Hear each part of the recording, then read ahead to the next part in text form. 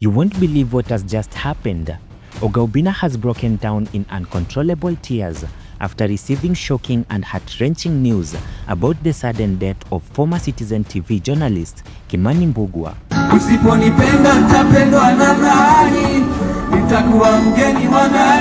The internet is in disbelief, and the confirmation came from none other than Sonko himself, posting a very heartbreaking message on Instagram revealing Kimani's tragic death at a Mombasa rescue center. But that is not all. Wait until you hear what Sonko said next about how it happened and why this story is breaking hearts across Kenya.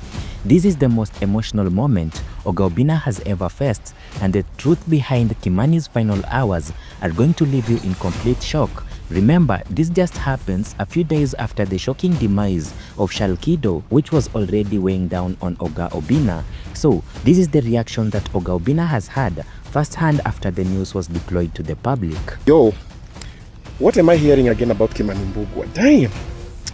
Mambo gani haya?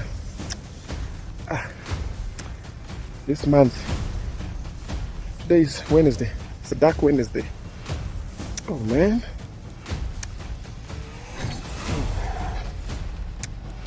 The former Citizen TV and NTV journalist Kimani Mbugua, the man who once commanded respect in Kenya's top newsrooms, the voice that millions trusted, the face that lit up television screens across the nation, is now dead at just 29 years old. His life came to a sudden, tragic and absolutely heartbreaking end at the Mombasa Women Empowerment Mental Rescue Center, where he had been receiving treatment for mental health challenges that had plagued him for years. But here is where the story takes a very dark turn. The circumstances surrounding his death are shrouded in mystery, pain and unanswered questions that are tearing the nation apart. And when Oga Obina heard the news, the man completely broke down. Cameras got everything. What you're about to witness is going to leave you questioning everything you thought you knew about mental health, celebrity culture, and the price of fame in Kenya. But before we dive deeper into the tragedy, you need to understand the full story, because this is not just about one man's death. This is about the system that failed, friends who tried to help, and a battle that was lost in the shadows of public scrutiny.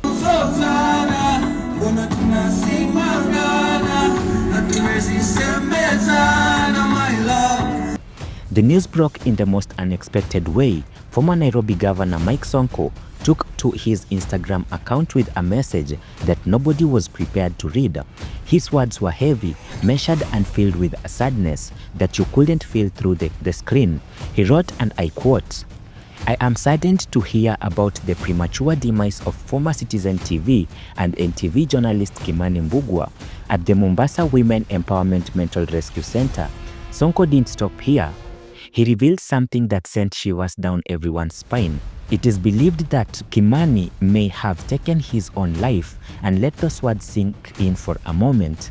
A man who once interviewed presidents, covered breaking news, and commanded respect in journalism reportedly took his own life while under the care at a mental health facility. I will issue a comprehensive statement once the police report is out. This line alone sparked thousands of questions. What happened in those final hours? Sonko concluded his message with, "In the meantime, I extend my heartfelt condolence to Kimani's family, friends and relatives. I pray that God provides them with strength and comfort during this challenging time. May God rest his soul in eternal peace." And within minutes, the post has exploded across social media. Kenyans cannot believe what they were reading, and comments have started flooding in by the thousands, each one of them heartbroken than the last one. Now here is where the story gets even more emotional. Oga Obina, the popular comedian and media personality who had been instrumental in trying to help Kimani Mbugua, received news and his world came crashing down. Sources close to Oga Obina have revealed that when he first heard about Kimani's death, he was in the middle of preparing for his show. The call came through, and within seconds, everything changed. The comedian had offered Kimani Mbugua opportunities to work together. He had publicly supported him and had used his massive platform to advocate for mental health awareness. But despite all these efforts, the outcome was still tragically devastating. Video footages that surfaced online showed Oga Obinna's raw, unfiltered emotion. No cameras, no performances, just genuine pain. He talked about the countless conversations he had had with Kimani, the promise of a better future, and the hopes for recovery. Have an onset. Okay. You can only look back and say, and you start relating. And now for me, now that I'm okay, I look back and I see. But here is what makes this even more complicated, and this is something that very few people are talking about.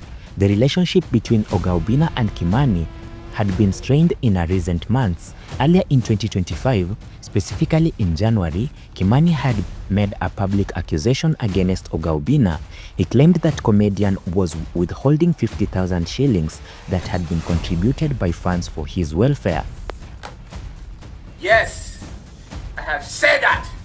Anybody who owes me money, if you owe me money, if you owe me money, if you owe me money. Oga Obinna had defended himself, stating from the look of things, Kimani might not be back to his full self just yet. To truly understand the magnitude of this tragedy, we need to go back. We need to understand who Kimani Mbugua was before mental illness took hold of his life. Kimani Mbugua wasn't just any journalist. He was considered one of the most talented young media personalities. His voice was commanding, his presence on screen was magnetic, and his future in journalism seemed absolutely limitless. He worked for the biggest names in Kenyan media, Citizen TV and NTV. Colleagues who worked with Kimani Mbugua describe him as sharp, professional, and absolutely passionate about journalism. He had the rare combination of intelligence and charisma. In 2021, Kimani Mbugua was diagnosed with bipolar disorder. The diagnosis marked the beginning of a downward spiral that would ultimately cost him everything. Bipolar disorder is a serious mental health condition characterized by extreme mood swings that include emotional highs, known as mania or hypomania, and lows, which manifest as depression. For someone in the high-pressure world of journalism, managing this condition is incredibly challenging.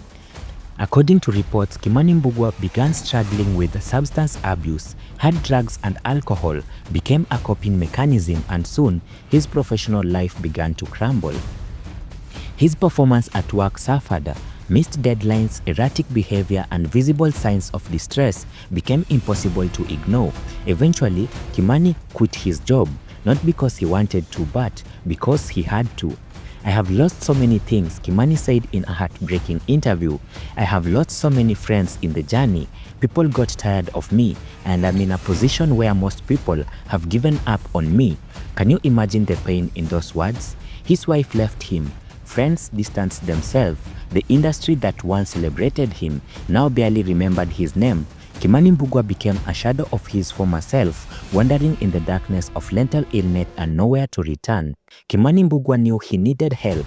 He wasn't in a denial. He reached out, he spoke publicly about his struggles, and he asked for assistance. In May of 2024, his pleas were finally heard. Mike Sonko and Oga Obinna stepped in.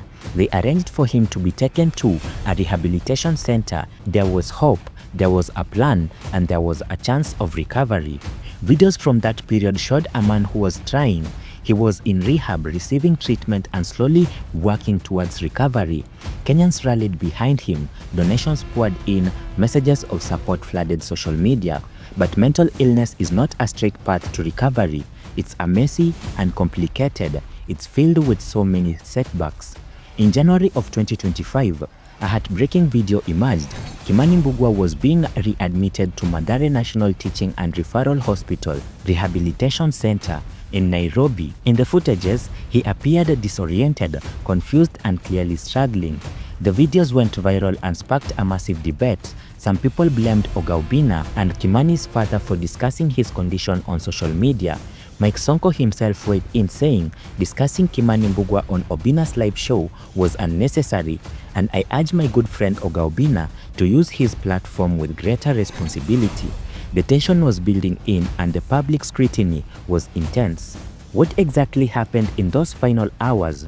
According to sources close to the situation, the night of October 14th was like any other at the facility. Kimani Mbugua had been receiving care following his treatment plan, and there were no obvious red flags that suggested what was about to happen. Mike Sonko's statement indicates that Kimani may have taken his own life, but he was careful to note that the police are doing a full investigation.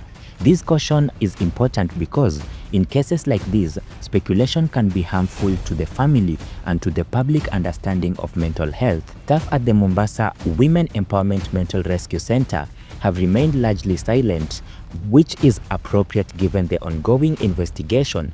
However, sources suggest that they are cooperating fully with authorities to piece together exactly what happened to him.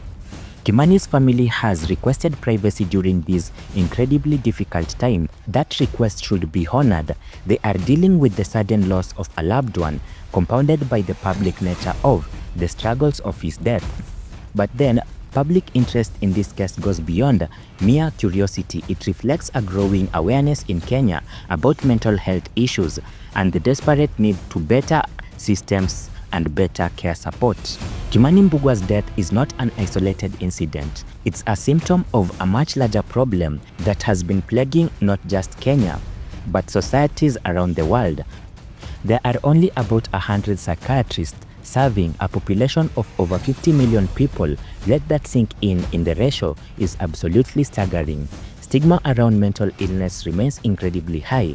Despite growing awareness, many Kenyans still view mental health issues as signs of weakness, spiritual problems, or even curses. Kimani Mbugua's story is a tragedy on every level. A talented young man with a bright future struck down by mental illness, fighting a brave but ultimately unsuccessful battle for his life. His death at just 29 years old.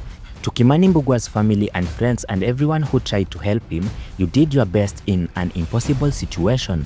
Mental illness is a formidable enemy, and sometimes, despite everyone's best effort, the battle is lost. To those struggling with mental health issues, please seek help. Reach out and talk to someone.